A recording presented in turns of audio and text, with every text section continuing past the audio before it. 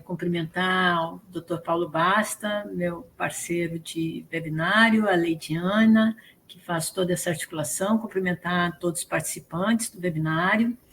E estamos aqui com esse tema, que é um tema desafiador, que eu poderia dizer, para iniciar a nossa reflexão, com a seguinte pergunta: como interculturalizar a saúde indígena? Né? Saúde indígena e interculturalidade. Como interculturalizar? Então, para a gente poder refletir sobre essa temática, a gente vai partir da Política Nacional de Atenção à Saúde dos Povos Indígenas, que foi aprovada pela portaria número 254 em 2002. Essa política, atualmente, está sendo revista, né? A Secretaria Especial de Atenção à Saúde dos Povos Indígenas, do Ministério da Saúde, que é a instância responsável pela gestão dessa política, está realizando uma série de seminários regionais para discutir aí a atualização dessa política. Mas, enquanto isso, essa é a versão que está valendo e é a partir dela, então, que a gente vai tecer essas reflexões sobre a interculturalidade no campo da saúde indígena. Então, a PNASP ela tem como objetivo garantir aos povos indígenas uma atenção integral, né, à saúde desses povos, dos povos originários, contemplando as suas especificidades sociais, étnicas, regionais, epidemiológicas, né, também de logística nas diferentes regiões. E, para isso, ela estabelece um conjunto de diretrizes que são fundamentais para a efetivação de um dos direitos que essa política vem a contemplar, que é o direito desses povos à atenção diferenciada à sua saúde. O direito à atenção diferenciada à saúde indígena ele está ancorado no próprio artigo 231 da Constituição Federal, que reconhece aos povos indígenas o direito aos seus saberes, às suas línguas, às suas tradições, às suas crenças, aos seus modos próprios de se organizar e também aos territórios que tradicionalmente ocupam. Então, a PNASP constitui uma maneira de efetivar esse direito diferenciado no campo da saúde. Duas diretrizes tratam da questão da interculturalidade de maneira mais direta. Uma delas é a que prevê a formação de recursos humanos para atuar em contexto intercultural. A outra é a que vai preconizar que os serviços de saúde atuem de forma articulada aos sistemas tradicionais indígenas de saúde. Vamos nos deter um pouco sobre cada uma dessas diretrizes.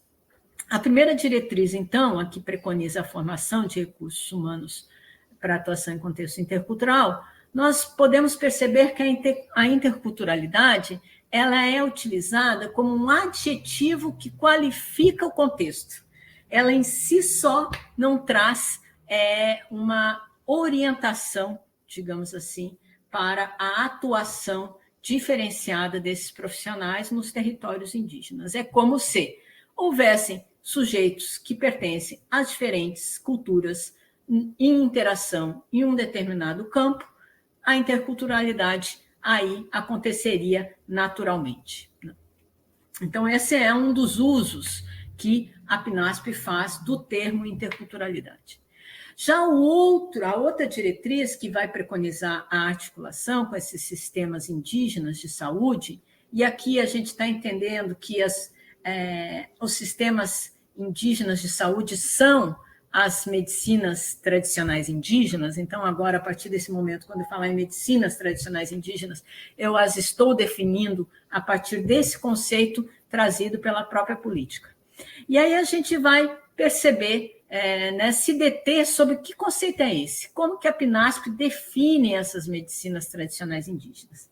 Ela vai dizer, diretriz 4.4, que os sistemas tradicionais indígenas de saúde são baseados em uma abordagem holística de saúde, cujo princípio é a harmonia de indivíduos, famílias e comunidades com o universo que os rodeia, As práticas de cura respondem a uma lógica interna de cada comunidade indígena e são um produto de sua relação particular com o mundo espiritual e os seres do ambiente em que vivem. Essas práticas e concepções são geralmente recursos de saúde de eficácia empírica e simbólica, de acordo com a definição da OMS. Ora, quando a gente se detém sobre esse conceito, a gente percebe que as medicinas tradicionais indígenas também operam com uma noção ampliada de saúde. Né? Noção ampliada de saúde que está preconizada pelo artigo 196 da Constituição Federal, que vai dizer que saúde é um direito de todos e um dever do Estado e que deve ser garantida mediante projetos sociais de promoção e proteção à saúde. Né? Não necessariamente precisaríamos adoecer. Então, veja, esse é um princípio fundamental que estrutura, digamos assim, esses sistemas de conhecimentos e de práticas que são do campo da saúde dentro dos contextos indígenas, os sistemas de conhecimentos e práticas com os quais os serviços de saúde se depararão. Se ele vai dialogar ou não, essa é uma condição da própria interculturalidade. Né? Então, a gente vê aí os diferentes sentidos da interculturalidade. Né? A própria bibliografia, quando vai trabalhar o tema da interculturalidade, ela vai trazer uma crítica a um uso desse conceito que ela chama de uma interculturalidade funcional, que é essa interculturalidade que não questiona necessariamente o padrão hierárquico, o status quo, né, as relações de poder instituídas no campo da saúde. Em contraposição a um grupo de autores, principalmente os que estão situados aí no contexto do giro decolonial, que vai estar abordando a questão da interculturalidade crítica, ou seja, uma interculturalidade que está voltada tanto para a emancipação quanto para a autonomia dos povos indígenas. Então, quer dizer, nós temos diferentes vieses, né, desse conceito no campo aí que está pensando o que são os processos interculturais, o que ocorre com o encontro aí das diferentes culturas, e no nosso campo, que é o campo da saúde indígena, convém a gente se perguntar qual é a interculturalidade que interessa. Então, nesse campo, a gente está também pensando a interculturalidade em sua dimensão epistêmica, né? Em sua possibilidade de articulação de saberes em saúde indígena. Essa articulação de saberes em saúde indígena ocorre em dois vieses, vamos dizer assim, duas vertentes. Uma primeira delas, que é muito enfatizada pelos antropólogos, vai apontar para o fato de que os povos indígenas já estão articulando saberes há muito tempo, né? No exercício de sua agência, no modo como esses povos se apropriam dos serviços de saúde, se apropriam dos profissionais de saúde, se apropriam dos próprios tratamentos e quais os sentidos que esses povos indígenas dão a esses profissionais, a esses serviços, a esses procedimentos, nos contextos da saúde indígena. Né? É o que a gente chama de intermedicalidade.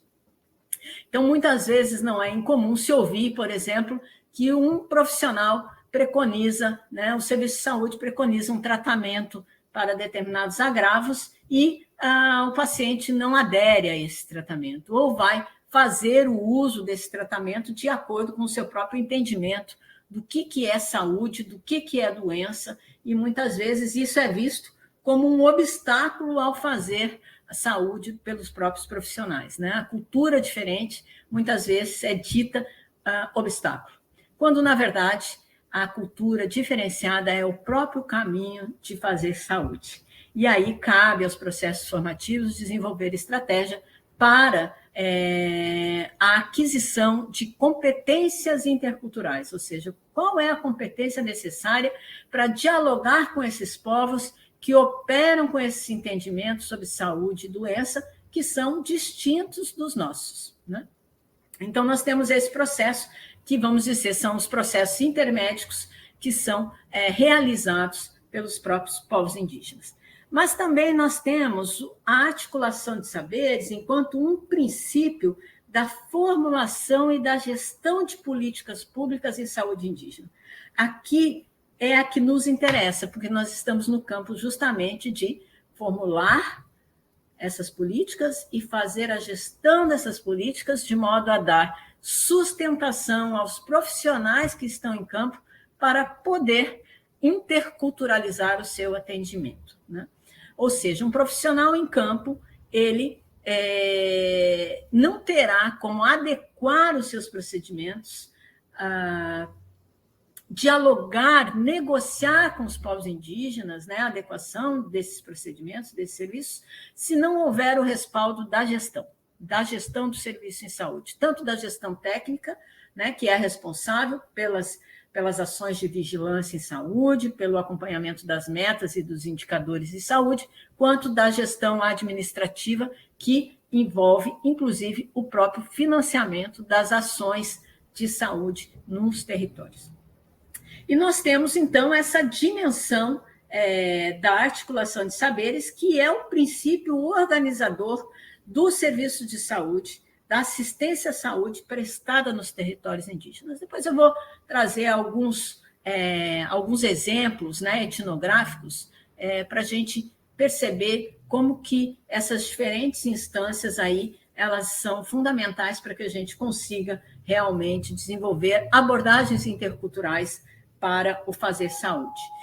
De qualquer forma, em todas essas dimensões, a articulação de saberes, ela constitui, né, uma importante estratégia para que se consiga efetivar o direito dos povos indígenas a uma atenção diferenciada à saúde. E a gente pode se perguntar aqui, mas o que seria atenção diferenciada à saúde? O que, de antemão, eu posso dizer, a partir aí de toda a minha andança na saúde indígena, é de que não existe uma atenção diferenciada à saúde indígena, mas que cada povo vai requerer o desenvolvimento de um modelo de atenção diferenciada. E, às vezes, dentro de um mesmo povo, a gente vai encontrar diferentes situações marcadas não só pela questão cultural, mas também por processos históricos de contato interétnico a que esses povos foram submetidos e que vão ser responsáveis por determinadas configurações socioculturais que podem vulnerabilizar essas sociedades. Os Yanomami, que o Dr. Paulo Basta trabalhou, traz um exemplo dessa situação, né?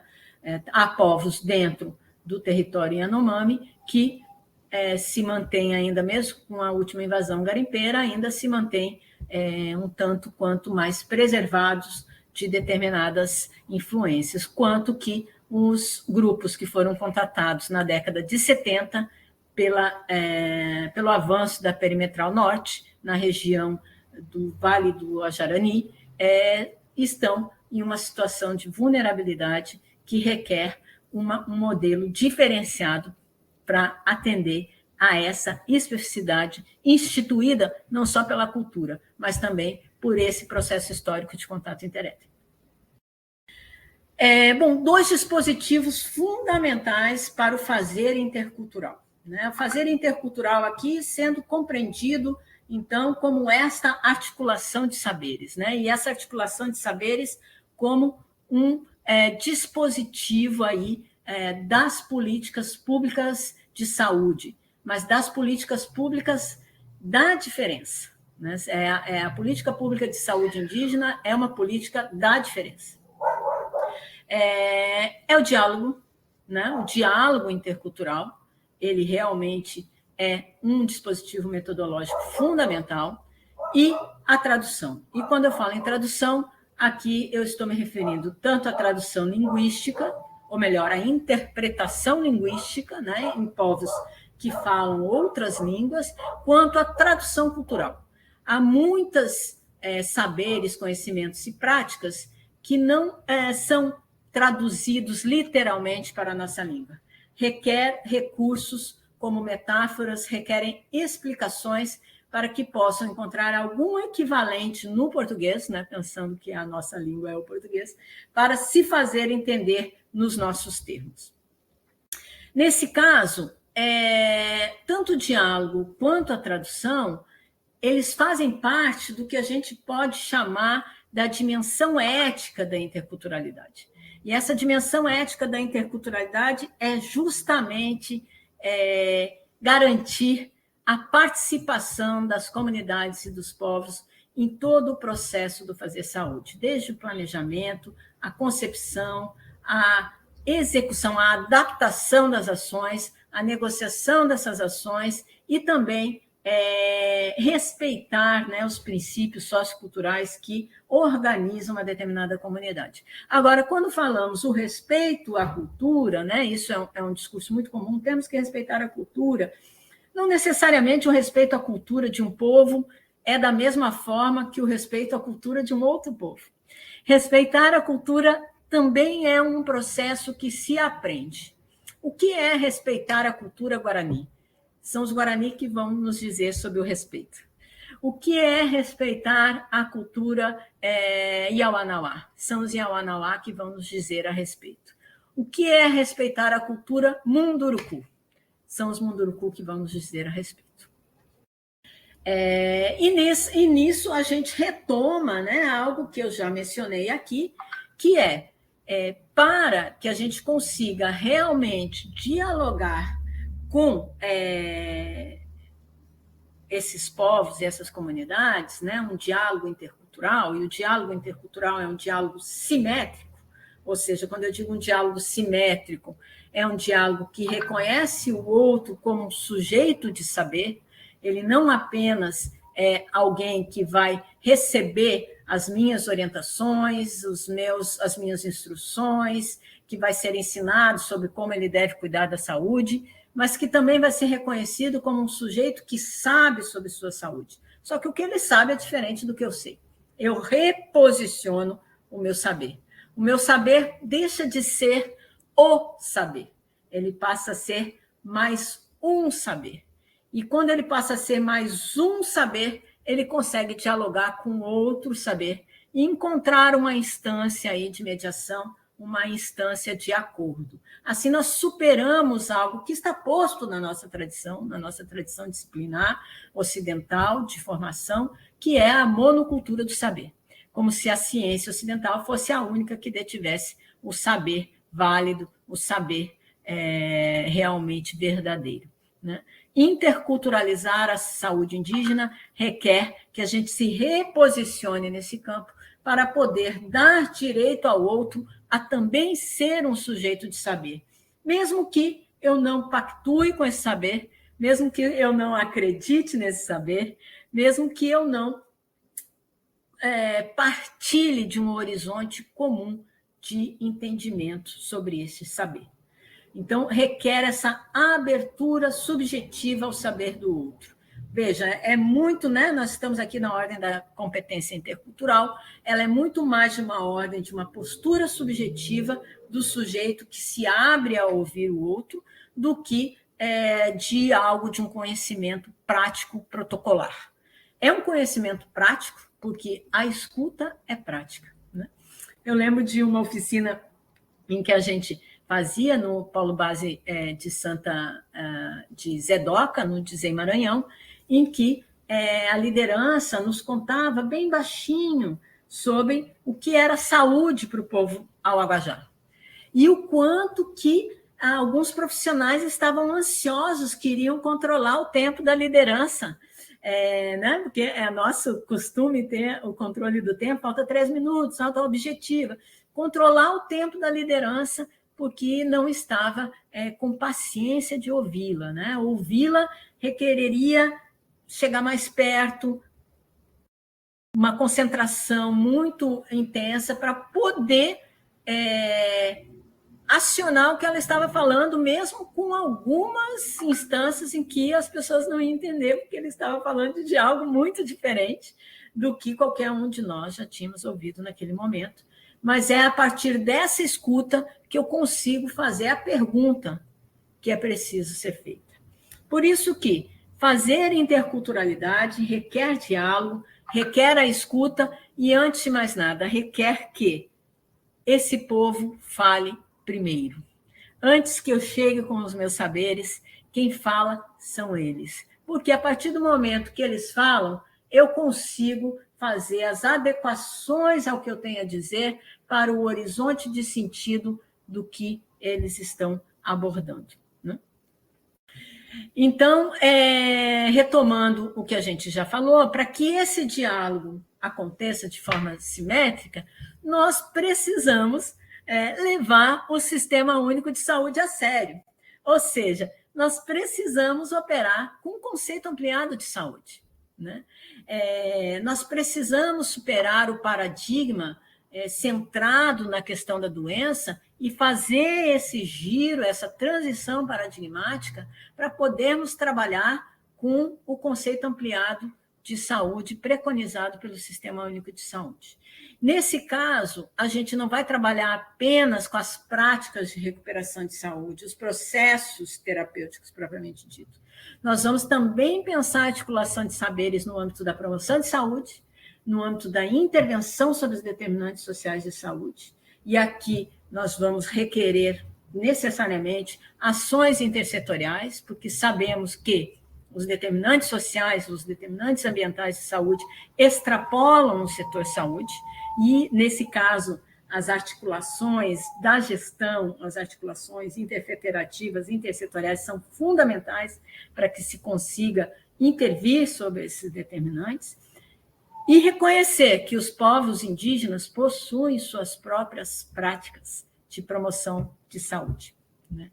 Então, como dialogar com o nosso entendimento de promoção de saúde, com as práticas e com os saberes, com os rituais, com a própria organização sociocultural, né, desses povos? Quais são os determinantes sociais, culturais e ambientais da saúde de um determinado povo indígena?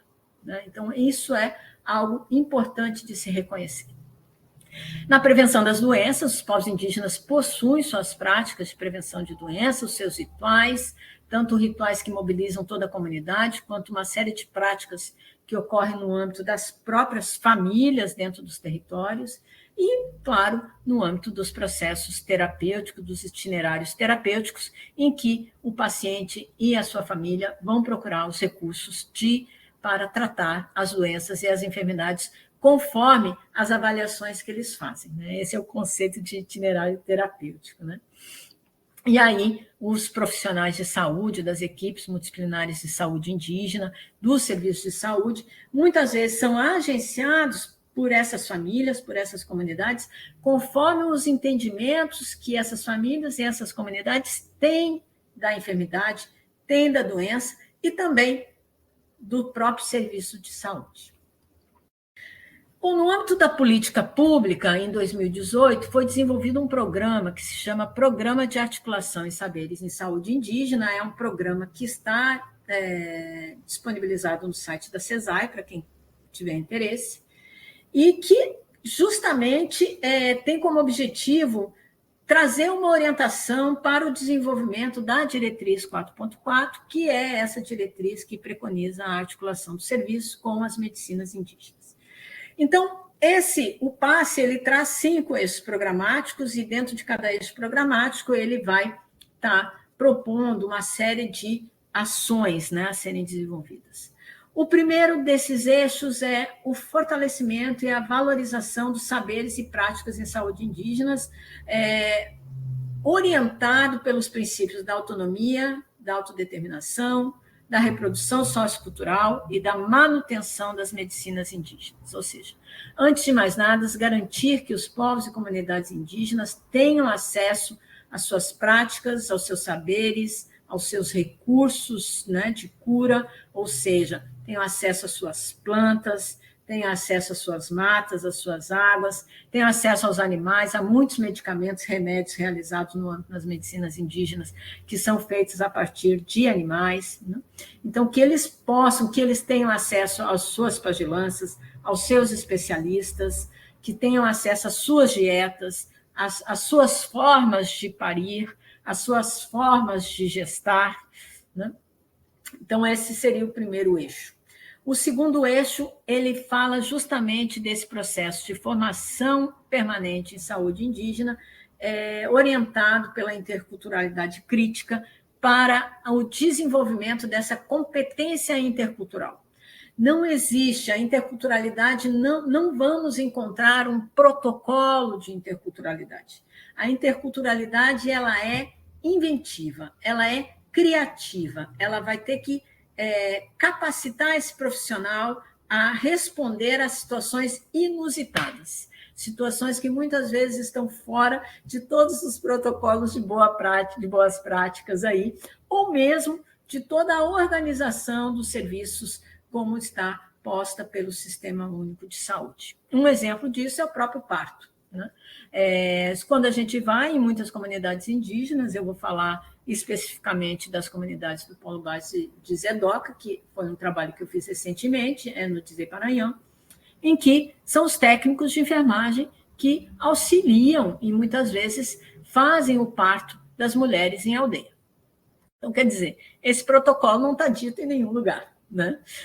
O parto assistência ao parto é uma atenção, é um procedimento da atenção primária, é um procedimento da média e alta complexidade. Onde que a gente situa esse tipo de procedimento, né? A atuação do profissional na assistência ao parto, né? Em algumas comunidades, nós temos as parteiras ou as mulheres que fazem o parto, não necessariamente são parteiras, elas estão inscritas no âmbito das relações de parentesco. Então, algumas comunidades nós encontramos essa figura e os profissionais compõem com essas figuras para a assistência ao parto quando ele ocorre em domicílio. Mas em muitas comunidades não tem essa figura e são os próprios profissionais que têm que atuar nesse momento em conjunto com os familiares. Outra situação que principalmente para os profissionais que estão na floresta são as picadas de cobra. Como você lida com a situação das picadas, os acidentes ofídicos, né? Situações que os profissionais vão ter que se deparar muitas vezes nesses contextos. A articulação de saberes, também no âmbito das rotinas, procedimentos e protocolos da atenção à saúde. E uma delas é justamente o pré-natal, né? Vamos pegar, hoje nós vamos dar ênfase aqui à atenção à saúde da mulher, né? A saúde materna infantil. Uma delas é a questão do pré-natal. Na região amazônica, em muitas situações, não se tem como, exatamente, a coleta de Papa Nicolau, não se tem como garantir os procedimentos todos preconizados, como está posto pelo Manual de Parto Puerpério. Então, o objetivo, garantir uma gestação e um parto seguro, requer desse profissional articular com os recursos que ele tem no território. Mas como que ele vai fazer isso se as metas e os indicadores estão cobrando outra coisa? E o Papa Nicolau é um exemplo disso. Nós temos, vamos dizer que em termos de metas da saúde da mulher, a questão do preventivo do câncer de colo de útero, ele é uma das metas que é mais não alcançadas. Dificilmente você vai ter um distrito que alcança as metas estabelecidas. Isso é uma frustração para os profissionais que estão lá, muitas vezes em regime de escala, 20 dias na aldeia, né, sendo cobrados dessa produção, mas que não conseguem devido, né, toda a forma como os próprios povos indígenas vivenciam a sua corporalidade, as suas relações corporais, as suas teorias de corporalidade, como que significa o manejo com o seu próprio corpo, né, e o corpo do seu parente. Então, são questões que requerem esse diálogo intercultural para que se encontrem soluções, né, negociadas com esses povos indígenas. Isso requer uma habilidade desse profissional. Ele é uma habilidade da ordem comunicativa. Ele pode ter o domínio da técnica, mas se ele não tem a habilidade, né, comunicativa, ele vai ter dificuldade de fazer essas negociações. E muitas vezes, mesmo com habilidade comunicativa, ele ainda terá dificuldade de fazer determinadas negociações. Eu me lembro de uma odontóloga, uma dentista, brilhante, uma jovem brilhante que sai da Universidade Federal do Rio Grande do Sul com um domínio, uma das melhores alunas, com um domínio inteiro da técnica, chega numa comunidade indígena e o cacique diz, tira o dente. E ela diz, não, cacique, mas não é preciso, vamos fazer uma restauração. E o cacique tira o dente. E atrás dele já tinha 2 com borduna. E ela teve que tirar o dente. Então, são questões que colocam, muitas vezes, o profissional em impasses éticos entre aquilo que ele aprendeu como boa prática e como que ele vai aplicar isso nesses territórios. A intersetorialidade também é um dos eixos, né, programáticos do PASSE, a intersetorialidade como caminho de intervenção sobre os determinantes, afinal, e isso é uma coisa que vamos ouvir no discurso dos povos indígenas, muitas vezes, que terra, né, a condição da saúde é a terra, né? Esse é um determinante social da saúde, né? O território protegido, ambientalmente íntegro, garantido aos povos indígenas, desintrusado, né? Então, é um dos determinantes primordiais aí da saúde indígena. E o último eixo programático é o desenvolvimento dos saberes das medicinas tradicionais indígenas e o acesso aos povos indígenas a práticas integrativas e complementares. Porque aqui nós temos, geralmente, uma confusão que vai entender a medicina indígena como prática integrativa. Quando a gente vai estudar as práticas integrativas, a gente vai ver que a prática integrativa ela se torna integrativa quando ela é importada de outros países. Por exemplo, medicina tradicional chinesa na China não é prática integrativa, é medicina tradicional chinesa. Medicina ayurveda na Índia não é prática integrativa, é medicina ayurveda. Ela se torna prática integrativa quando ela vem para o Brasil e ela incorpora uma política específica, quando ela é descontextualizada. E nesse descontextualizar, inclusive, muito da filosofia, dos conhecimentos que informam essas práticas é perdido.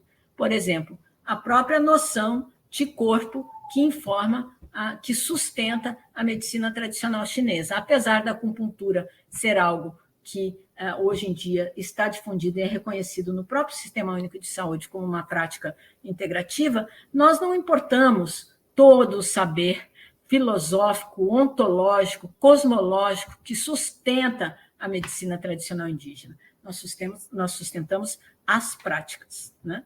E alguns saberes que podem ser validados cientificamente. Inclusive, a primeira versão da Política Nacional de Prática Integrativa e Complementar trazia todo um argumento científico, né, da ciência ocidental, respaldando, validando, reconhecendo a eficácia da acupuntura a partir dos parâmetros da ciência ocidental, não a partir dos parâmetros da medicina tradicional chinesa.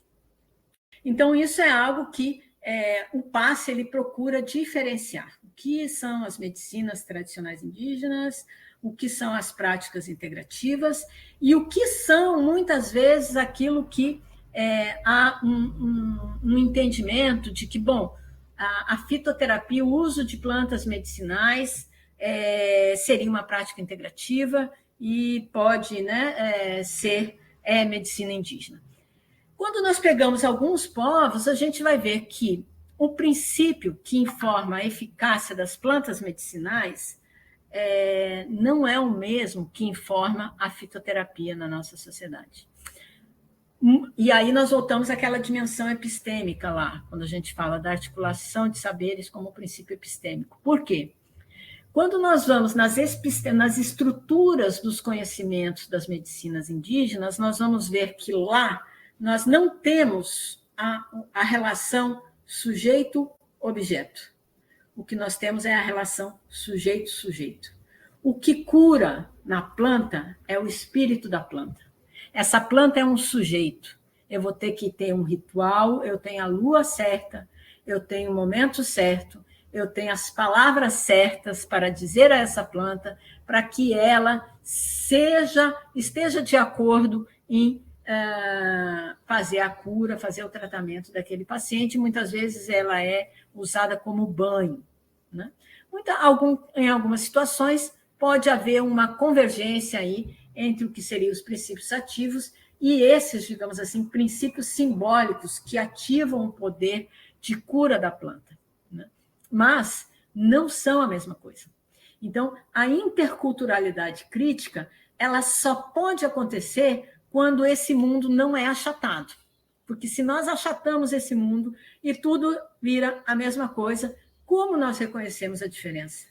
Não temos como reconhecer. E tendemos a ter uma abordagem que engole os saberes e práticas do outro, ou seja, não conseguimos nem mesmo vê-los em sua diferença.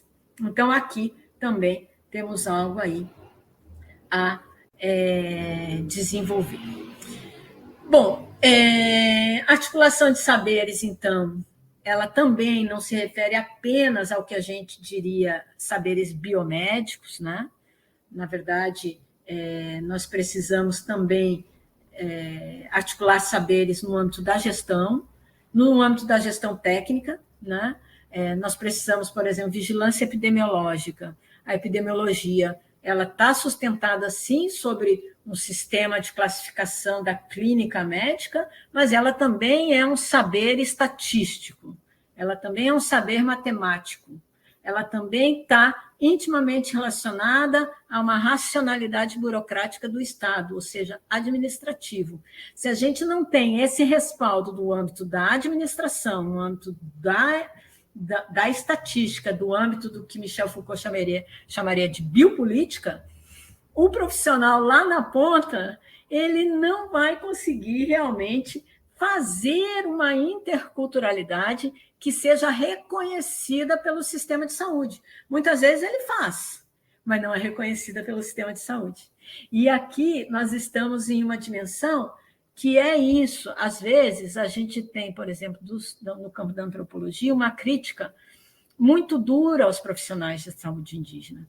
No entanto, os profissionais da saúde indígena aprendem a fazer saúde indígena fazendo saúde indígena. E nós não sabemos o que esses profissionais da saúde indígena aprenderam com o seu fazer.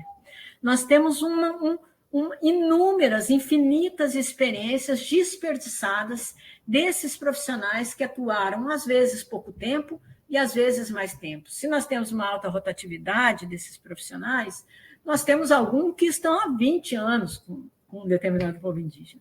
O que esses profissionais aprenderam? Quais são os saberes que eles desenvolveram na prática? A educação permanente preconiza isso, né? Que a formação se dá em serviço. Então, como a gente está sistematizando os saberes que os profissionais da saúde indígena, das equipes de saúde indígena, estão desenvolvendo? E quando eu falo profissionais, eu estou me referindo tanto aos de nível superior quanto aos de nível técnico, né? Os de nível médio, os técnicos de enfermagem, que muitas vezes são os que permanecem em aldeia nas escalas de atenção. E isso é exatamente essa questão que a gente está mencionando do PCCU, que, bom, como você vai negociar atendimentos diferenciados se você está sendo cobrado, né, da gestão pela produção e pelo alcance de determinadas metas e indicadores. Metas e indicadores que muitas vezes são forjados em um contexto distante do local, distante do território, né? Ainda mais no caso da saúde indígena, em que, e claro, isso, né, reconhecendo a importância da gestão da saúde indígena, está no âmbito federal. Mas isso coloca um outro desafio para a saúde indígena, que é essas metas e esses indicadores que são estabelecidos no âmbito da gestão federal, no âmbito do Ministério da Saúde, eles dialoguem com o que existe nos territórios e não sejam mais um fator de sofrimento para os profissionais de saúde. Então, essa adequação, esse diálogo, ele ainda está por ser feito, né? E nesse campo, né, que eu tenho andado e visto esses profissionais, o que eu tenho percebido é que muitas vezes os profissionais, e isso eu vi aí num dos distritos, né, do estado do Pará. O estado do Pará tem 4 distritos sanitários especiais indígenas, né? O Guamá Tocantins, o Alto Rio Tapajós, Altamira e o Caiapó do Pará. Se eu não me engano, são esses, né? Se eu tiver esquecido de algum, por favor, me digam.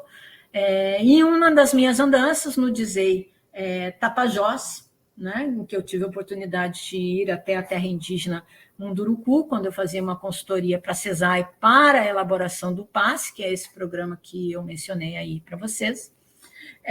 A gente chegou na última aldeia, né, depois de um aviãozinho, 2 horas até chegar na missão, né, que é o local do polo base, dentro do território, aí mais 4 horas subindo o rio Cururu, um dos rios que não é contaminado por mercúrio, talvez o único, né, que não seja daquela cor amarela. A gente chega, quando chegamos na aldeia, a técnica de enfermagem já estava lá há 20 dias, estava aí esperando que a outra técnica fosse junto conosco para substituí-la, a outra técnica adoeceu e essa profissional não conseguiu sair de área, né? Ela ia ficar mais o tempo necessário até a outra profissional entrar e ela não sabia quanto. Ela começou a chorar, porque ela estava longe da casa dela, longe da família dela. Isso não quer dizer que ela não gostava de estar com os Munduruku, de que ela não era bem acolhida ali, de que ela não tinha estabelecido vínculo com aquelas famílias, mas ela também tem a vida pessoal dela, né? Ela também tem a família dela. Então, ela entrou em sofrimento porque ela não conseguiu, né, sair no momento que ela estava querendo, né, ver lá as pessoas dela, retomar a vida dela, pelo menos no tempo lá de 10 dias antes dela entrar em uma outra escala. Então, quer dizer, esses profissionais que estão em território, estão em escala, lá pelas tantas, aqui parafraseando Freud, quando ele fala, né, que tem as psicanálises selvagens, os analistas selvagens, estão fazendo uma interculturalidade selvagem, né? Ou seja, eles se veem na necessidade de fazer uma interculturalidade, porque é no vínculo que eles vão estabelecer com essas famílias, onde eles estão fazendo atenção, que eles vão trocar a farinha, que eles vão ganhar um peixe para a sua alimentação, que eles vão ter a proteção do cacique, a proteção da liderança, amizades com quem ela vai conversar, e muitas vezes, no caso dos Auabajá, esses profissionais vão passar a ser chamados de mãe, né? Os enfermeiros que faziam escala eram nomeados como mãe, né? O nome dado pelos povos indígenas a esses profissionais eram os nomes do parentesco, né? Situando esses profissionais em um lugar ali da sua própria organização social, que é a dimensão do parentesco, né? Então, são situações aí que a saúde indígena precisa, né, estar atenta. Então, alguns exemplos para fechar, eu pensei que era meia hora, já parece que já estou quase em 1 hora, mas já vou terminar. Alguns exemplos dessa interculturalidade, dessa expertise que os profissionais da saúde indígena desenvolvem e que é invisível à gestão, né? Primeiro, justamente nessa situação que a gente estava subindo o rio Cururu, num determinado momento, um agente indígena de saúde nos chama, né? Eu estava com um enfermeiro, estava com a responsável técnica da educação permanente, do núcleo 2, da DIASE, tinha mais apoiador em saúde indígena, e um agente indígena de saúde nos chama para dizer que a parteira estava tendo dificuldade com o parto. E aí a gente para na aldeia, que isso está acontecendo, o enfermeiro troca uma ideia com a parteira e faz uma análise ali daquela gestante e diz que ela precisa ser removida. Na hora, ele passa um rádio, é um sistema de radiofonia, passa um rádio para a missão. Enquanto o agente indígena está deslocando essa gestante para a sede da missão, para a aldeia, sede, o avião já está saindo do Dizei de Itaituba para pegar essa mulher e levar para o hospital para fazer o parto hospitalar, porque era uma indicação de parto hospitalar.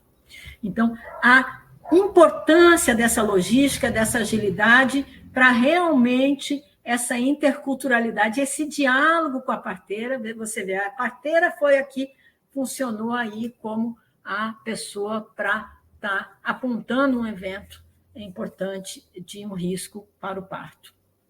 Subimos.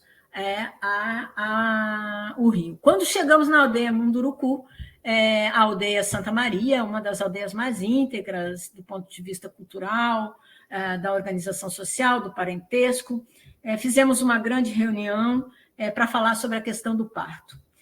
E aí a parteira, que na verdade não era parteira, é a avó, né, a avó de toda a grande matriarca ali daquela comunidade, pede a tesoura. Tendência da equipe do DISEI, anotar a demanda, né? Porque quando gostamos dos indígenas, nós queremos atender às demandas. Mas, no momento que eu fui falar, eu perguntei, para que a parteira quer tesoura? Ela quer porque machuca cordão de menino, cordão umbilical do menino. Como que faz na tradição? Faz com essa varinha de flecha. Foram lá, me buscaram a varinha de flecha e tal. Quantos meninos parteira já morreu na mão de parteira? Não, nenhum. Uma meninada, um monte de criança. Tudo ela pegou. Parteira sabe remédio para quando machuca a menino? Sabe, é a cinza tal. Parteira, se usar tesoura, vai ter que esterilizar, porque senão vai dar doença de 7 dias. Isso tudo na tradução. Parteira vai depender do serviço de saúde para o resto da vida, para ter tesoura. É isso que parteira quer? Aí eles discutiram. Não, então tá, então vamos deixar assim, tá dando certo, então tá. Por quê? Porque a outra comunidade tinha tesoura. Aí ela não podia ficar para trás, tinha que ter tesoura também.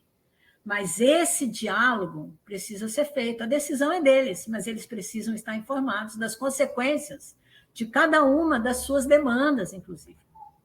Por outro lado, o enfermeiro disse, não, mas em tal comunidade estão cortando o cordão umbilical com caco de vidro, com gilete.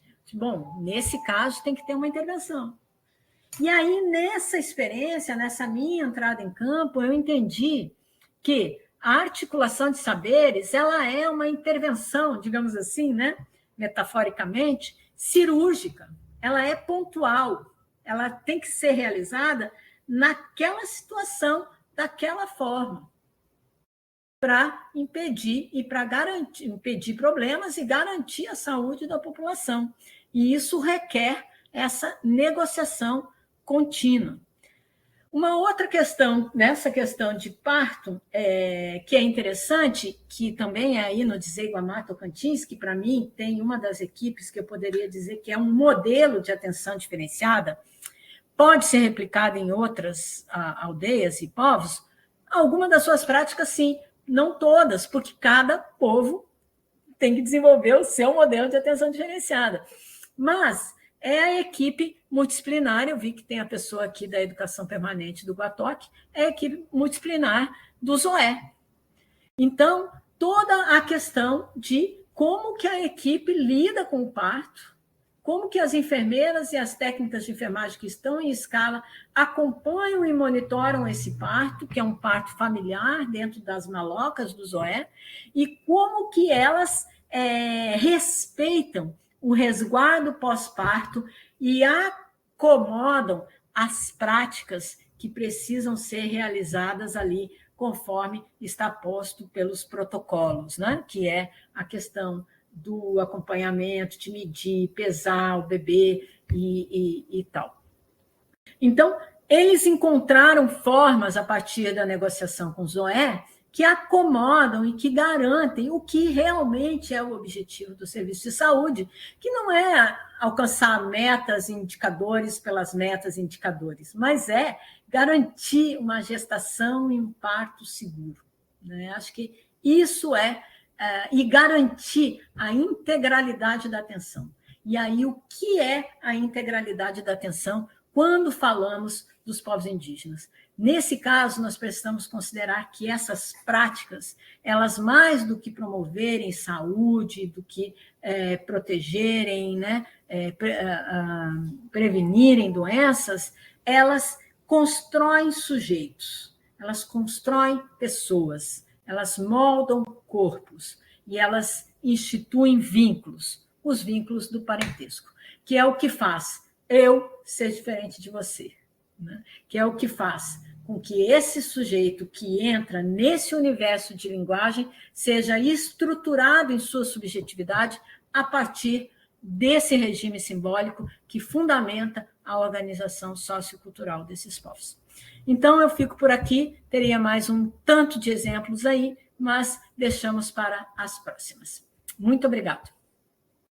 A gente vai começar aqui, eu vou trazendo essa perspectiva da interculturalidade, né, embasado em toda essa parte epistêmica, né, teórica, que a Luciane traz, e eu vou trazer um estudo de caso, vamos dizer assim, que diz respeito a uma pesquisa em tuberculose realizada com o povo Guarani e Kaiowá, lá de Mato Grosso do Sul. Tá? É uma área distante aqui do Pará, está fora da Amazônia, mas eu acho que ela é bastante ilustrativa, né, de toda essa temática que a gente se propôs a discutir hoje. Bem, eu começo aqui apresentando para vocês um mapa do Mato Grosso do Sul, né? Então, esses vermelhos são os limites territoriais do estado do Mato Grosso do Sul, e em amarelo, as terras indígenas, né? São 44 terras indígenas dentro do estado do Mato Grosso do Sul. Como vocês podem ver, a grande maioria delas são áreas diminutas, né? Áreas pequenas, em ilhas, né? E essas áreas são produtos de processos que foram instituídos ainda pelo Serviço de Proteção aos Índios no início do século XX, né? Entre as décadas de 20 e 40, onde houve um deslocamento forçado dos povos Guarani e Kaiowá dos seus territórios ancestrais, né, seus territórios originários, para essas reservas. Né? Então, infelizmente, lá no Mato Grosso do Sul, essas terras indígenas são consideradas reservas.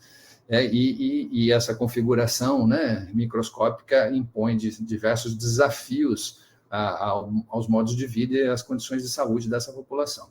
E a tuberculose é um dos principais agravos, né, presentes naquela região.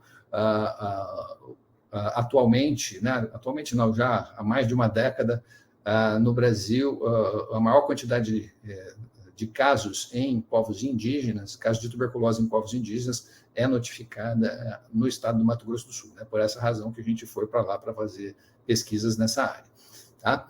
Bem, então a gente começou a partir dessa perspectiva biomédica, né, da minha formação de médico, de epidemiologista, de sanitarista, né, vamos estudar a tuberculose no povo indígena Guarani e Kaiowá de Mato Grosso do Sul. Aí elaboramos esse projeto intitulado Desigualdades Sociais e Tuberculose, com o subtítulo Distribuição Espacial, Fatores de Risco e Farmacogenética na Perspectiva da Etnicidade. Né? Então, observem que são 3 componentes, né, todos eles, embora sejam interdisciplinares, né, têm uma orientação da ciência ocidental, né, de partida. Enfim, o primeiro componente, que fala dessa parte espacial, né, gerou uma publicação na qual nós fizemos a análise dos casos notificados no Sinan, né, dos casos de tuberculose notificados no Sinan, no período de uma década, de 2001 a 2009, né, nesse período, no estado do Mato Grosso do Sul, foram notificados quase 7 mil casos de tuberculose. Desses, 1.085 foram registrados na população indígena. Né? Então, 15% dos casos de tuberculose notificados no estado do Mato Grosso do Sul estão concentrados na população indígena, embora a população indígena represente menos de 1% da população total no estado do Mato Grosso do Sul. Né? Então, uma média anual aí de 120 casos de tuberculose notificados em indígenas, né, todos os anos naquela região. Os dados de notificação são semelhantes, né, fora essas questões das desigualdades nos indicadores de incidência. A razão de sexo é dois casos em homens para uma mulher, a faixa etária mais atingida é de adultos jovens, de 20 a 44 anos. Há uma diferença importante que, para populações não indígenas, os casos de tuberculose em crianças de 0 a 9 anos concentram, né, são muito restritos, né, a menos de 5% do total, enquanto para os povos indígenas lá no Mato Grosso do Sul atingem quase 14%. E houve uma grande concentração de casos, né, nas notificações nas áreas rurais, ou seja, os indígenas que habitam os territórios, né, que foram demarcados e homologados para eles as reservas. Tá? Então, esse gráfico mostra aqui que, ao longo do período, os casos indígenas, né, a incidência de casos indígenas foi, em média, 6 vezes maior do que nas populações não indígenas da região, né, estratificado por diferentes categorias de cor ou raça. Fizemos um mapeamento desses casos, de acordo com os municípios, né, de notificação, e percebemos que há uma concentração de casos na região de fronteira, né, do Mato Grosso do Sul com a Bolívia, aqui à esquerda no mapa, e na região que eles chamam de Cone Sul do estado, né, que fica ali na fronteira com o Mato Grosso do Sul. Esse destaque na parte inferior do mapa mostra os municípios do Cone Sul, né? As áreas mais escuras são onde as incidências são mais elevadas, e as colunas, esse gráfico de barra aí, né? Essa coluna, demonstra a proporção, né? Essa parte preta da coluna, a proporção de casos que foram notificados em indígenas nesses municípios. Em outras palavras, né? Nessa região, aproximadamente 80% dos casos de tuberculose registrados, notificados no Sinam, estão concentrados em indígenas. Tá? Bem, ainda sob uma perspectiva da biomédica, a gente fez, em colaboração com a equipe da Universidade Federal da Grande Dourados, um acompanhamento de uma coorte de doentes em tratamentos no município de Dourados. Né? Então, nessa coorte foram matriculados aí quase 200 pacientes, aí tinham pacientes indígenas e não indígenas. Né? Então, a gente acompanhou esses pacientes ao longo dos 6 meses de tratamento, e esses pacientes foram monitorados, né, sob o ponto de vista das transaminases hepáticas, né, e além de outras informações clínicas. Né. E esse trabalho, né, a perspectiva da farmacogenética, revelou que as reações adversas, né, a hepatotoxicidade, o aumento das transaminases, tanto da gama-GT, das fosfatase alcalina, das bilirrubinas total, da albumina, TGO, TGP, foi mais evidente entre indígenas do que não indígenas. Né? E isso, né, provoca potencialmente mais efeitos adversos ao tratamento, né? E essa é uma das razões, né, pelas quais o tratamento fica ainda mais complexo entre povos indígenas. Eu vou passar mais rápido essa parte, né, biomédica, porque esse não é o foco da minha apresentação. Bem, então, esse movimento inicial que nós fizemos deu para entender que tem um número importante de casos sendo notificados regularmente, esses casos estão concentrados nessa região do Cone Sul, né? E a partir desses achados iniciais, nós decidimos concentrar nossos esforços nessa área que está destacada no mapa, no quadrado vermelho, aqui no mapa da esquerda, né? Onde tem ali, são 5 aldeias e um acampamento, né? Uma área de retomada. Tá? Então, aldeia Guaçuti, aldeia Guapuí, aldeia Taquaperi, aldeia Tapicorá, aldeia Jaguapiré aqui embaixo e o Curuçuambá aqui no meio, que é uma área de retomada que eles também chamam de acampamentos. Então, começamos a estudar com mais afinco essas localidades. Tá? E aí vem a parte do estudo que diz respeito aos fatores de risco, né, fatores associados ao adoecimento, também gerou essa publicação.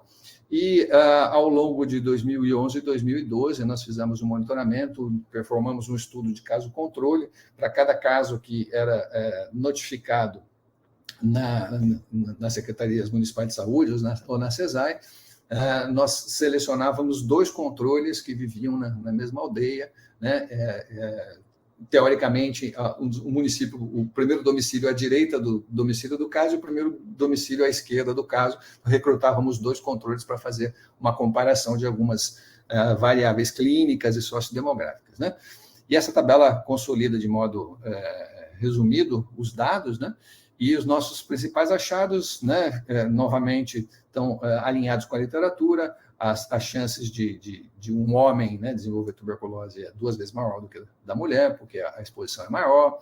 As pessoas que têm um padrão de consumo de álcool de risco muito elevado têm 9 vezes mais chance de desenvolver tuberculose do que as pessoas que não consomem álcool. As pessoas que tiveram contato com doentes de tuberculose nos últimos 2 anos também têm 2 vezes mais chance de desenvolver tuberculose. As pessoas que receberam vacina BCG, né, tem um efeito protetor, né, então protege mais ou menos metade das pessoas que receberam vacina. E um achado inusitado aí desse trabalho foi que as pessoas que recebiam, né, benefícios sociais, né, em particular o programa Bolsa Família, tinham também um efeito protetor, né? Então, as pessoas que tinham acesso a algum tipo de renda garantida pelo Estado, né, tinham menos chance de desenvolver tuberculose do que aquelas pessoas que não tinham, né? Então, mostrando aí um efeito de proteção social importante para esses programas de benefício. Bem, nós estendemos, terminado o estudo caso controle, que foi em 2011 e 2012, nós estendemos o monitoramento dos casos até 2016. Então, tínhamos pessoas, né, fomos acompanhando essas pessoas diagnosticadas lá no território por 5 anos. Né? E esse mapa, ele mostra, cada balãozinho rosa desse corresponde a um caso notificado naquelas aldeias que eu mostrei no mapa anterior da nossa área de estudo. Né? Então, como vocês podem ver, né, tem muitos casos de tuberculose naquela região, contabilizamos nesse período 260 casos. E esse outro gráfico mostra que a aldeia Amambai, né, que fica ali na região da fronteira, a direita, né, nessa área mais ampla, circunscrita em amarelo, é a área do território da aldeia Amambai, também chamada de Guapuí, né, na língua guarani. Né, vocês percebam que, né, tem casos de tuberculose em praticamente todas as áreas da aldeia. Né, fora da aldeia também tem alguns balãozinhos aqui de indígenas que habitam fora do território e 3 casos de indígenas que vivem na sede do município de Amambai. Né? Então, como o mapa mostra, há uma proximidade muito grande. Não sei, quem não conhece a região, né, é completamente diferente das distâncias e do isolamento geográfico que tem na Amazônia, como descrito aí pela Luciane no caso do Rio Cururu, lá do povo Munduruku. Bem, com esse conjunto de informações, né, de 260 pacientes, a gente conseguiu isolar cepas, né, do Mycobacterium tuberculose, extrair o DNA dessas cepas. Essas cepas foram encaminhadas para a Universidade de Michigan, nos Estados Unidos, e com o apoio de os pesquisadores de lá, os colegas de lá, nós fizemos uma análise do sequenciamento total do genoma dessas bactérias para estabelecer redes, né, de transmissão. E essa análise revelou que esse gráfico aqui à direita, né, as letrinhas em azul, são cepas que têm algumas similaridades. Né? Então, isso mostra que 80% desses casos que foram analisados, eles são decorrentes de um padrão de transmissão continuado, né, de uma mesma bactéria ou de bactérias que são similares sob o ponto de vista genômico, né, que estão circulando de modo ininterrupto dentro da comunidade, né, dessas áreas estudadas. E o estudo revelou também que há uma emergência de polimorfismos nessas cepas que conferem a elas características de resistência antimicrobiana. Né? Então, além de os indígenas viverem num cenário de privação, né, de condições de vida precário, de pobreza, de desnutrição, de fome, né, de restrições, de discriminação, de preconceito, de toda sorte, né, de marginalização, esse cenário promove uma transmissão ativa e continuada das cepas de Mycobacterium tuberculose, e essas cepas, ao longo do tempo, vão passando por processo de mutações que vão desenvolvendo formas resistentes a drogas, né, dificultando ainda mais o controle da doença na região. Tá?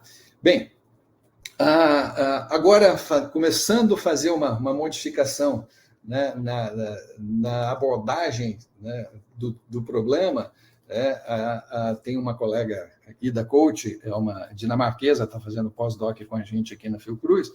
Ela começou a estudar, ela é historiadora de formação, né, e fez doutorado em saúde pública, então ela tem, né, naturalmente uma trajetória de formação na área das ciências sociais. E ela, à medida que a gente foi fazendo revisão dos questionários, dos casos e controles, né, que foram investigados, entrevistados durante esse período de 2011 e 2012, a gente começou a perceber que os relatos das pessoas, né, envolviam muitas questões relacionadas à discriminação, a preconceito, à marginalização, a estigmas, né, que os doentes da tuberculose carregam, e esses estigmas são, né, seculares, e, infelizmente, eles se manifestam, né, de maneira muito importante ainda no Brasil e, sobretudo, em territórios indígenas.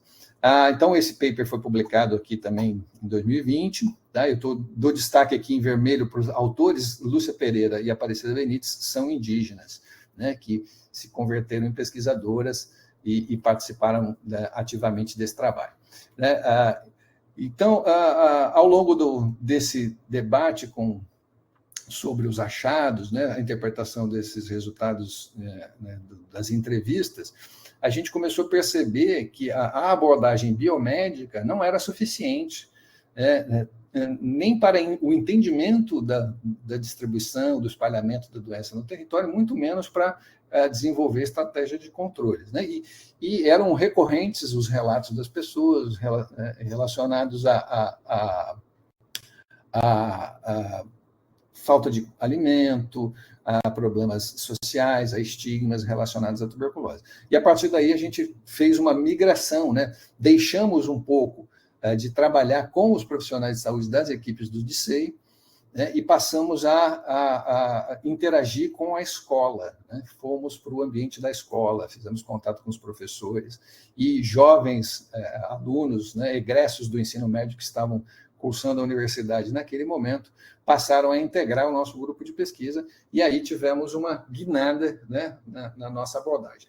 E essa guinada começou com esse trabalho relacionado ao estigma. Né? Então, ainda fazendo entrevistas com os doentes, né, ao longo desse período, desenvolveu 3 categorias de estigma. Né? Ela chama de estigma vivenciado, estigma antecipado e estigma internalizado. Né?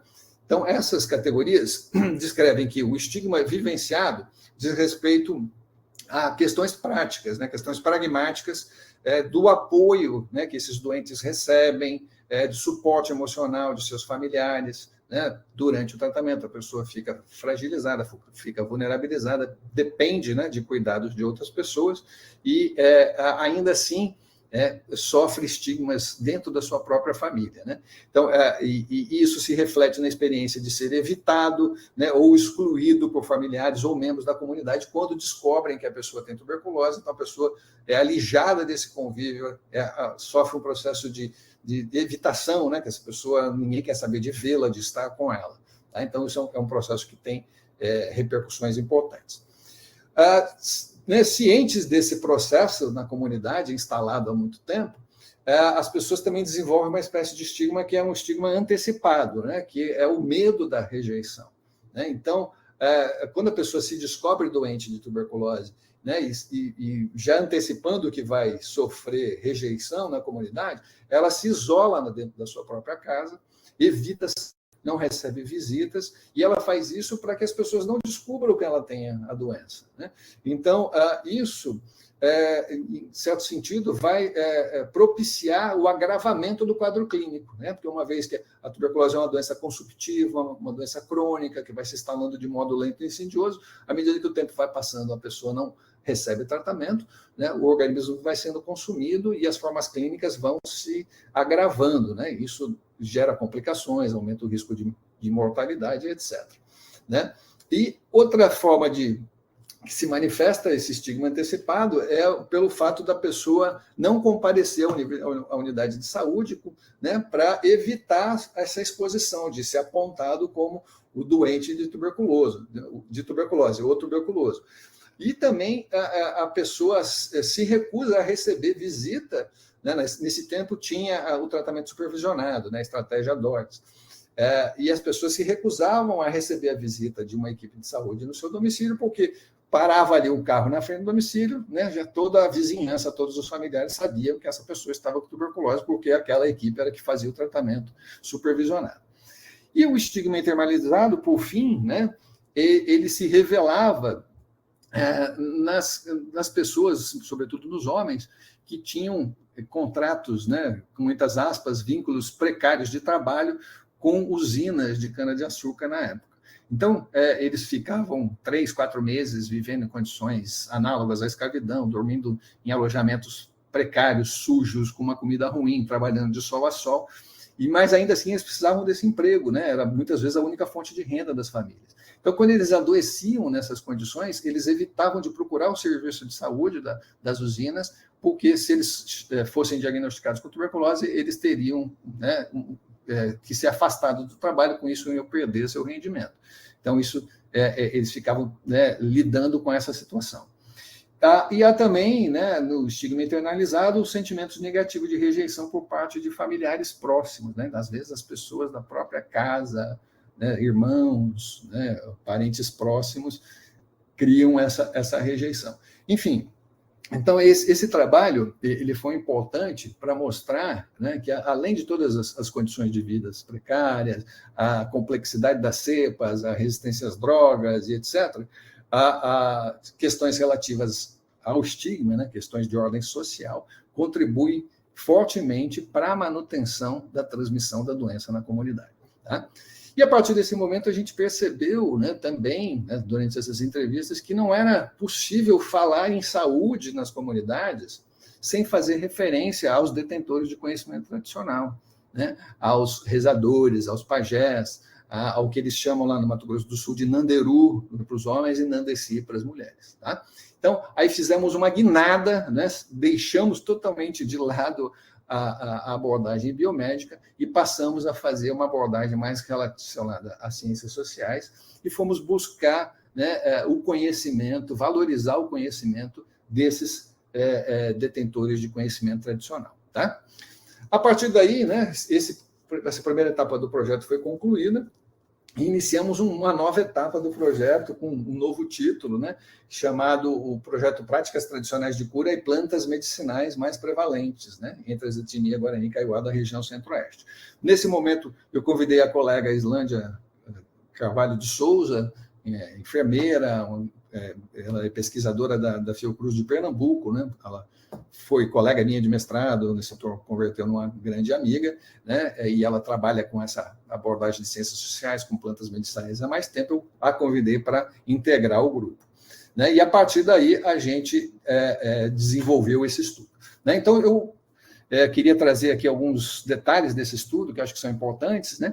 Então a Luciane mencionou, né, algumas questões éticas relacionadas a interculturalidade, né? Então, a dimensão ética da interculturalidade, segundo as palavras da Luciane, pode ser resumida à participação, né, das comunidades em todos os processos. Então, a gente fez, inicialmente, né, nesse debate com as escolas, com os professores, com os alunos, convidamos uma associação de jovens indígenas Guarani e Kaiowá, chama GIGA, para, né, participar do projeto como pesquisadores, né, como sujeitos de ação de pesquisa, tá? E utilizamos alguns documentos, né? Autorização para acesso ao patrimônio genético e conhecimento tradicional associado, fizemos o registro dessa nova etapa do projeto na plataforma do CIGEM, né? Que é a plataforma do governo federal que cadastra, que faz o acompanhamento de projetos que trabalham com essa temática,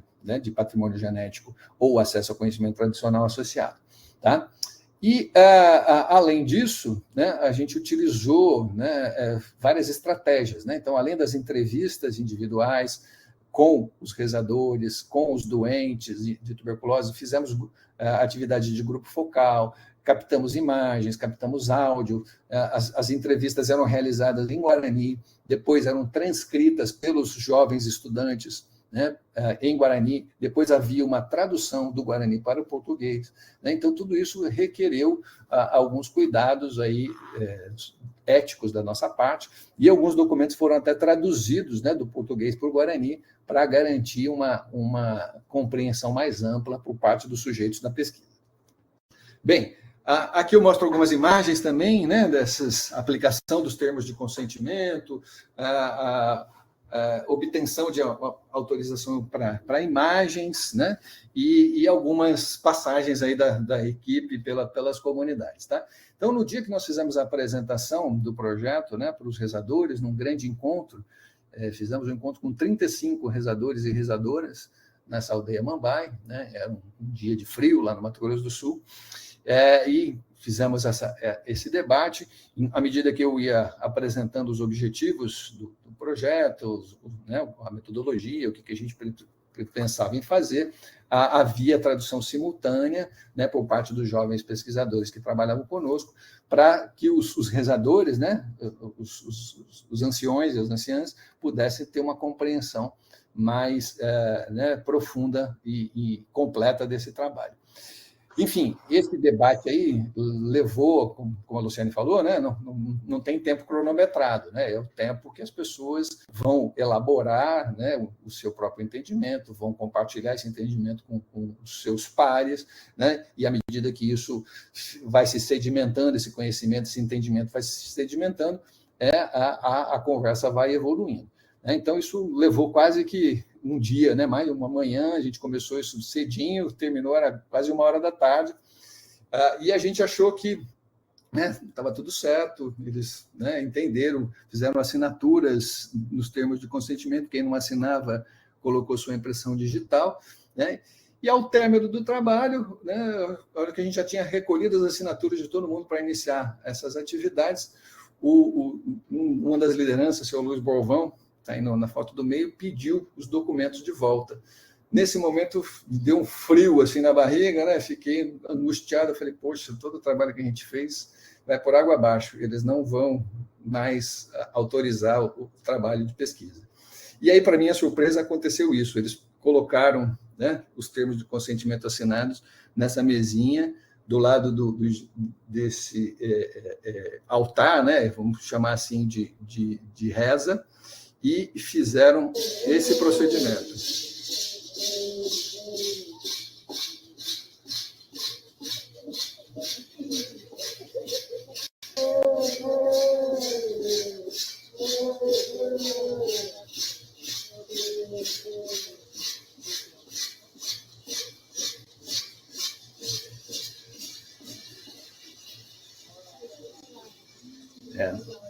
Não sei se todos perceberam, né? Mas esse procedimento, eles deram a bênção deles para que o projeto fosse avante, né? Então, foi a primeira vez que aconteceu isso na minha carreira, com mais de 25 anos de trabalho com saúde indígena, de ter um termo de consentimento, um termo de autorização de imagem abençoado por rezadores para que o projeto fosse bem sucedido.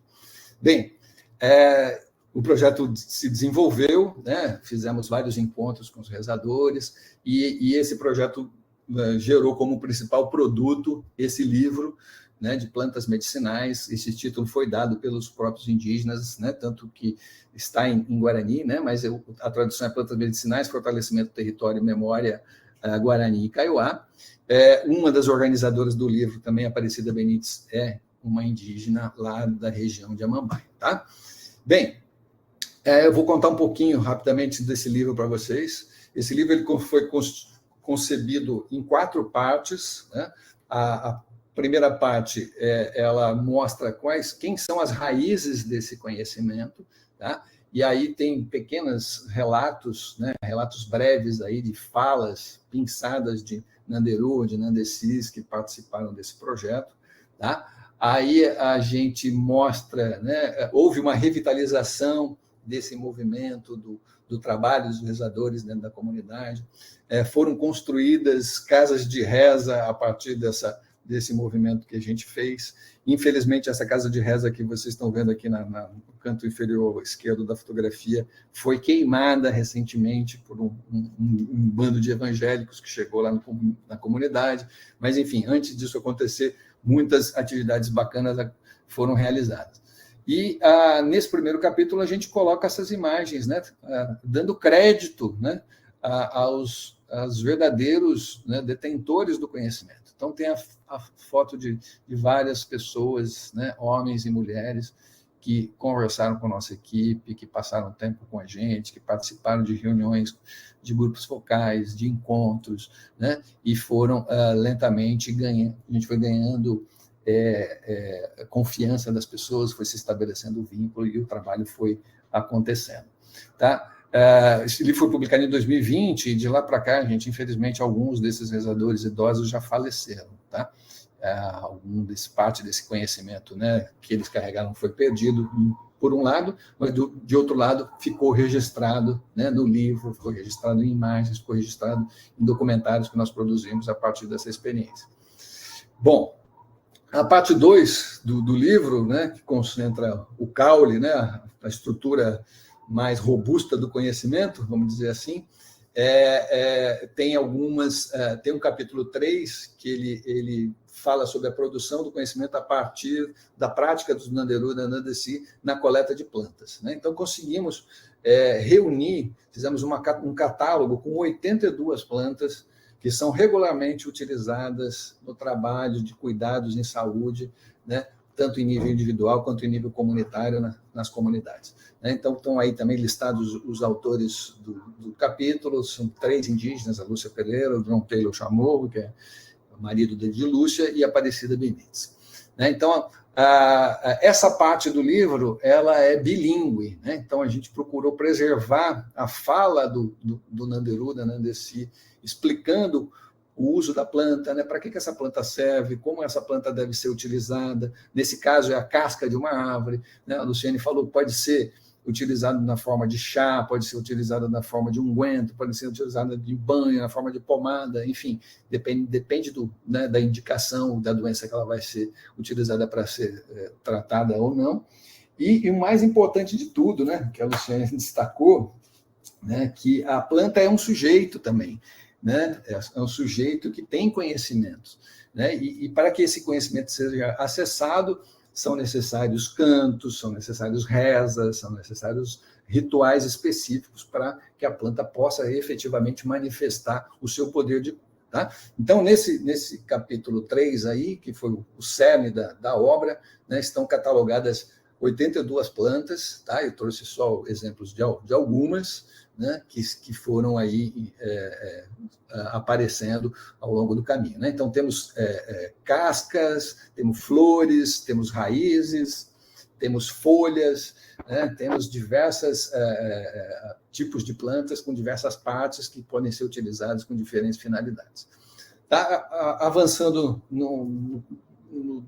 dentro do livro, né, a gente tem o capítulo 4, onde foram descritos ali os procedimentos para fazer esse cata das plantas, né, a coleta, a identificação. Muitas plantas são conhecidas, né, do universo das pessoas que trabalham com plantas medicinais, outras plantas eram inéditas, utilizadas apenas pelo povo guarani, endêmicas da região, enfim, um pouco disso é descrito. E tem um capítulo inteiro da Lúcia, né, que é o olhar de uma jovem mulher indígena sobre o uso das plantas medicinais durante a pesquisa, né, e ela estudou, em particular, a questão da saúde reprodutiva e o uso das massagens das plantas durante a gestação. A parte 3 do livro se dedica às folhas, né, aí tem um capítulo metodológico, né, que fala um pouco do percurso da pesquisa, e o campo, né, como território reflexivo e o aprendizado nessa interação, né, intercultural entre pesquisadores indígenas e não indígenas. O capítulo 7 é mais ilustrativo, né, são fotos, são registros fotográficos do trabalho da nossa equipe junto à comunidade, né? Então, temos participação aqui em cima à esquerda em Atiguaçu, né, que é a grande assembleia do povo Guarani Kaiowá. Aqui embaixo, na esquerda, temos a construção do livro junto à comunidade, a seleção das plantas, né, a forma de fazer esse registro, o que eles gostariam de ter. Na foto do canto superior direito, né, de uma maneira muito perspicaz, os rezadores perceberam o interesse legítimo da nossa equipe nesse tema, né, na valorização do trabalho realizado por eles, e fizeram uma cerimônia de batismo, né? Então, cada um de nós recebeu um nome Guarani Kaiowá, né, como uma forma de nos manter vinculados, a nossa equipe vinculada à comunidade. Né? Então, aí outras imagens, né, nas entrevistas nas comunidades, aqui realização de grupo focal com os agentes indígenas de saúde no posto de saúde da aldeia Amambai, aqui o grupo focal com os Nanderu, né, os homens, teve um grupo focal com as mulheres, foi assim dividido porque eles escolheram dessa maneira. Enfim, e diversas imagens aí da equipe em atividade em campo.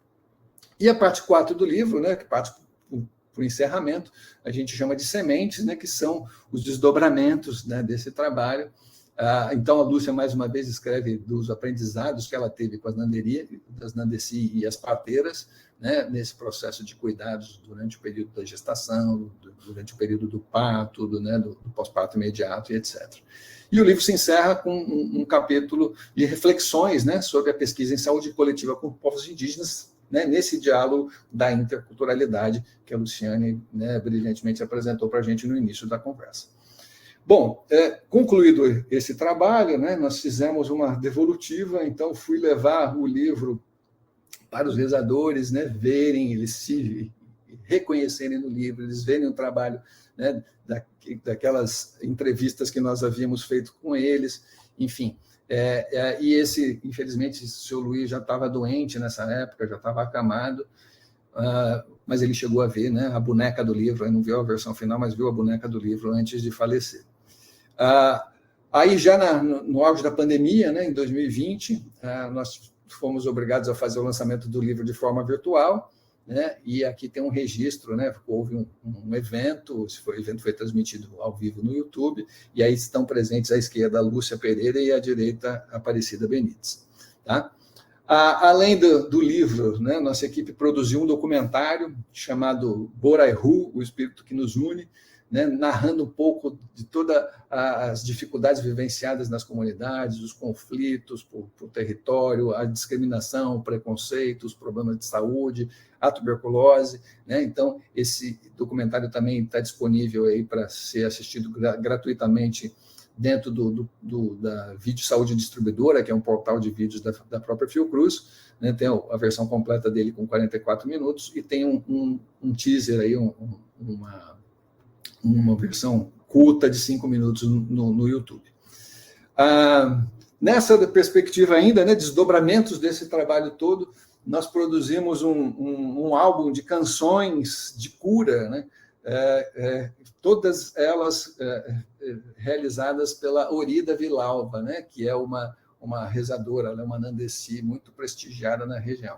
Então, nós promovemos um evento, fretamos um ônibus, trouxemos 20 indígenas do Mato Grosso do Sul, aqui para um estúdio na Serra da Mantiqueira, em Minas, para fazer essas gravações. E produzimos esse álbum de canções de cura, né, da Nandesi Orida Vilalva, e fizemos também um outro álbum de canções tradicionais do povo Guarani Kaiowá, todas essas canções cantadas, né, na língua materna, em Guarani, né, e esse é o grupo Arandu, né, que faz parte daquele coletivo de jovens indígenas Guarani Kaiowá em ação. Tá? Todos esses materiais também estão disponíveis gratuitamente para consulta aí no YouTube, no Spotify, enfim, nessas plataformas de streaming. E, por fim, já, né, terminada a pandemia, em 2022, quando a pandemia foi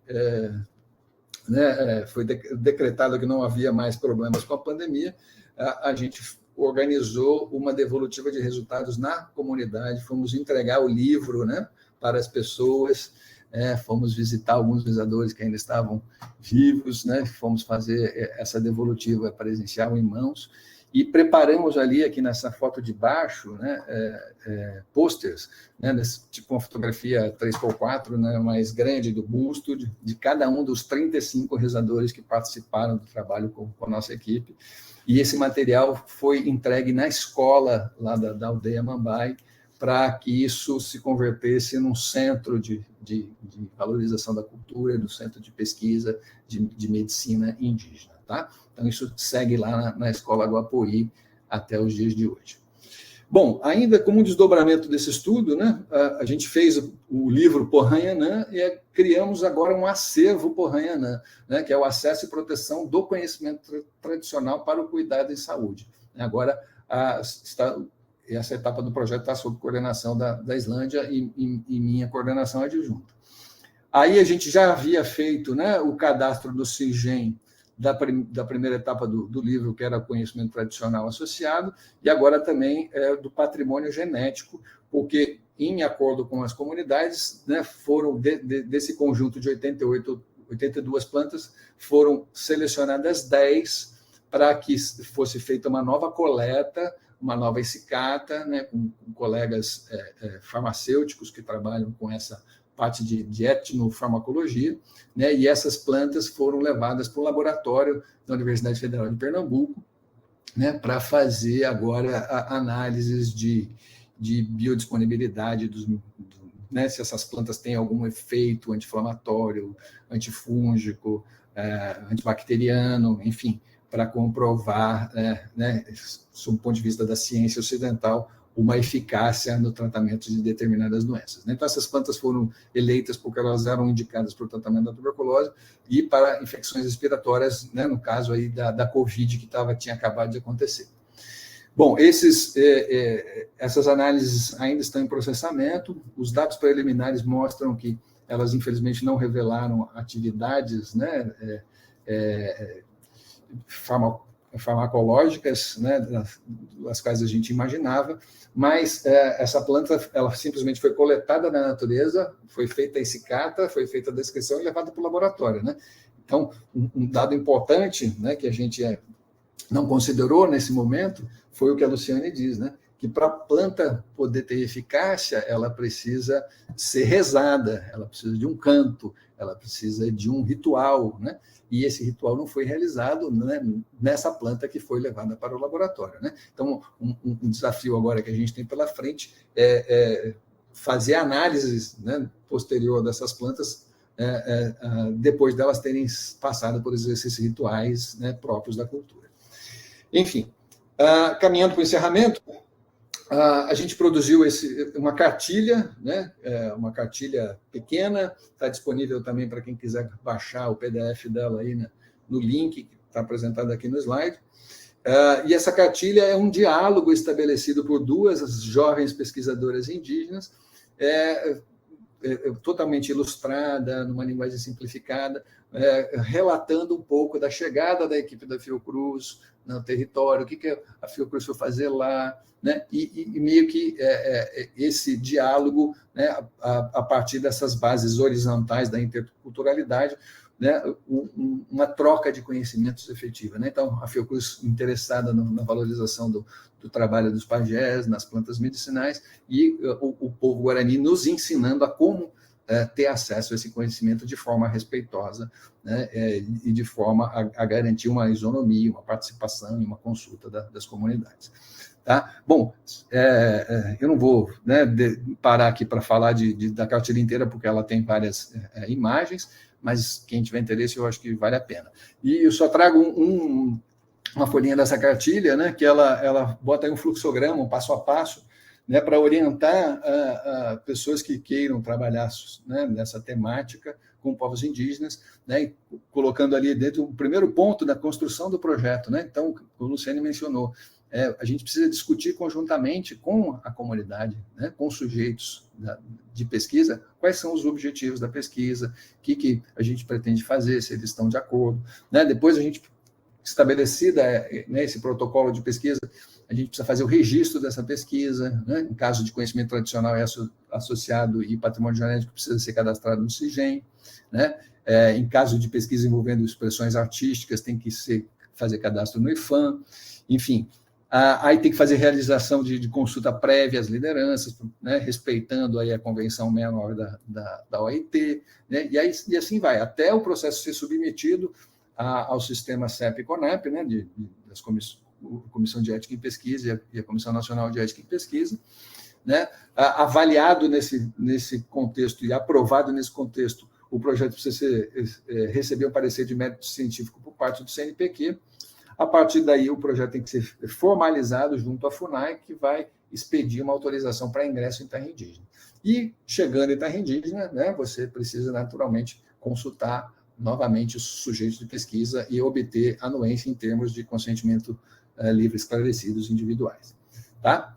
Bom,